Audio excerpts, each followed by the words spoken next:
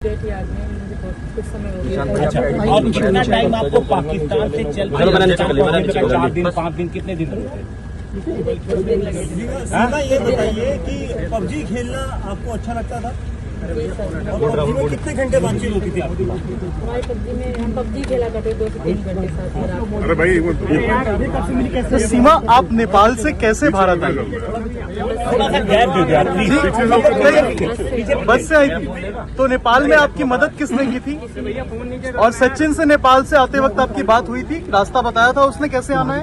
आपको आने का रास्ता किसने बताया था? किसने गाइड किया था? मैंने यूट्यूब से वहीं सर्च करा था। यूट्यूब पे देख करके।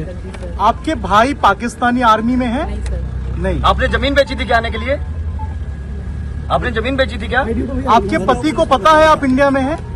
आपके परिवार में किसी को पता है आप इंडिया में हैं? नहीं, अब तो पड़ गई। किसी को नहीं पता। आप क्या करेंगी, क्या कहना चाहते हैं? मैं सचिन से शादी करना चाहती हूँ और यहाँ नहीं रहना चाहती हूँ। सचिन से बहुत प्यार करती हूँ।